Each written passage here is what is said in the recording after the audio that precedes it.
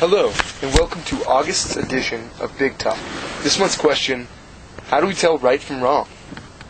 Well, the answer is, I have no freaking clue. I have instincts based on how my parents raised me and the culture I grew up in.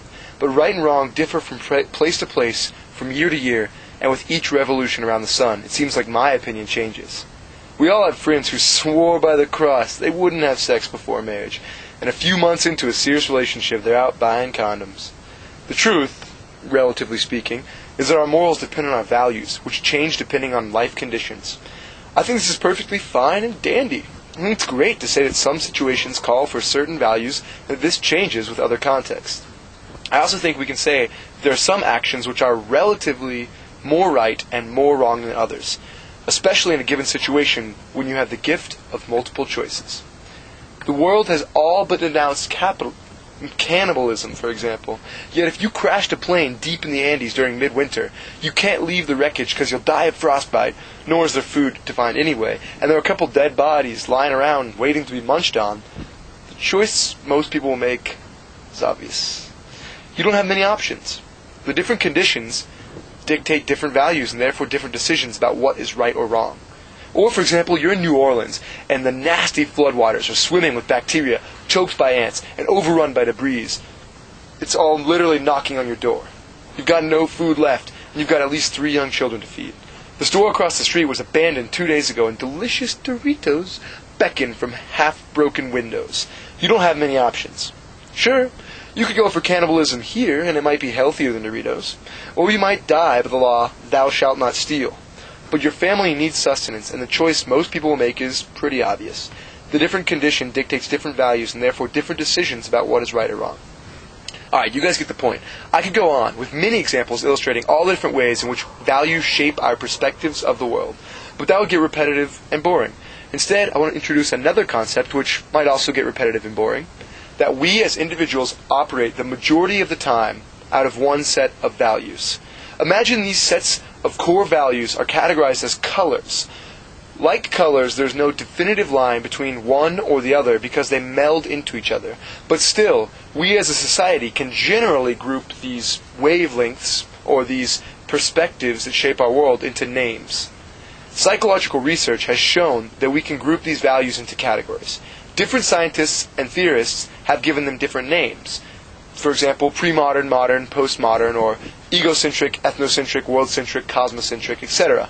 But it is more useful for us to think of them as colors because there is no hierarchy in colors. That's an important point. No particular color is inherently more valuable or important than another. They can be more appropriate in certain situations, just as each value is not more inherently valuable. They have positive and negative aspects. Every single person, when they are born, values survival above all else. Food and water is number one. We might call this color, or this value set, beige. Eventually, a new worldview emerges, which I think is called pre-operational and developmental psychology. It's hard for children to differentiate between themselves and objects, and everything seems to be happening by magic or spirits. Number one values are group survival and placating the invisible forces that seem to drive everything. This is not necessarily better for all situations, but it does increase the options for the child in making decisions. And it's like family values. We might call this purple. You might notice that this thinking corresponds with the historical development of tribes. A good thing. Next, most humans go through the terrible twos, but it's not really terrible, necessarily, for them. They're starting to think and act for themselves. They're developing a strong ego, which can be good. Think of the classic hero story, whether it's Conan or the Iliad or Star Wars. Respect is of the highest value, as well as looking out for numero uno. You might notice this way to view the world corresponds with the historical development of kingdoms. And it's pretty prevalent in our society in, inner cities and all sorts of things, just good and bad. We might call this red. At some point in our history, we started to have the idea that there might be something more profound than ourselves, and we started to act not just out of our own self-interest or that of our family, but instead for the interest of the greater good. This manifests itself in a number of ways, a greater religious good, the good of the nation, the good of a particular race of people, etc. People are willing to sacrifice personal gain, such as going a little faster on the highway, for the greater good, like the law, knowing that everyone is better in the end. This corresponds to the historical development of nations. Let's call this blue. About 300 years ago, we started to value something else: rationality and progress. The birth of modernism. Of course, people did this earlier, but the point is, in society it didn't appear with much prominence until the Age of Enlightenment. And with it came all the joys of industrial revolution, democracy, and science. And with these came all the joys of pollution, bureaucracy, and materialism.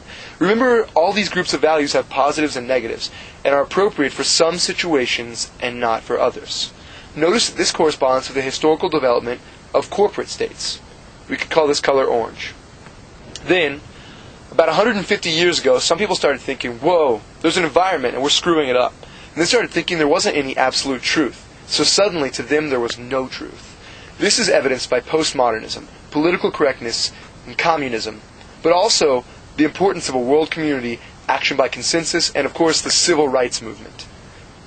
Green is a good way to call it. Everyone knows the joys and problems of the classic hippie worldview. So then about 50 years ago, some people started to recognize that people generally organize their lives based on these values, and that these differences in worldviews are probably a great way to explain a lot of the conflict we see everywhere, countries, personal lives, etc. They notice patterns, that although these values are very divisive and conflicting, cool colors tend to get along better with other cool colors than warm colors. They notice that no value is better, but that they certainly were more appropriate than others for some situations, and that each successive development does give us more options and more freedom in decision making. It also makes the world more complicated. They notice that people can't be categorized as colors, but you can understand that we operate about half the time from one center of gravity of values, about 1/4 of the historically previous development, and about 1/4 of the next developmental perspective. That's what we make decisions from in the time. They notice that societies and countries tend to have centers of gravity as well, based on the average center of gravity of the people inhabiting the society. This view of life is called yellow by some. One drawback, it's obsessed with thinking about all these colors and values and likes to see everything that way and is obsessed with making the whole system healthy. There's a lot more theory where this came from. There's another set of values called turquoise, which I'm somewhat unclear about, so I haven't described it. They also say that more values will develop as history goes on. I've chosen these colors from Spiral Dynamics Integral, a theory developed by Dr. Claire Graves, some psychologist at some university in the Northeast, I think, and used by two of his students, Don Beck and Chris Cohen, to help end apartheid in South Africa. There are other theories and others who think the same way and use different terminology and different breakages, such as Ken Wilber, who I also highly respect and recommend. This is the briefest possible introduction and misses a lot. If you have questions, I'll try to address them in the forum at betweentheduck.com. But you might also just Google Spiral Dynamics or read the highly technical but incredibly useful Spiral Dynamics book. Chances are, if you think this theory sucks or have a problem with it, I just didn't present it well. It's incredibly complex and well thought out, and I find it to be very true and useful in my everyday observations and life. Heck, I don't have to tell you that. You can decide that for yourself. The reason I bring this up and spend, 6 minutes talking about it, is because I think that these core values are the way in which we determine right from wrong in our every day-to-day lives. And I'm obsessed with it these days, so I'll probably be talking about it a lot in upcoming Big Talk responses. Well, for those of you who made it through all nearly 1,580 words, thanks, and hope this helps you find peace.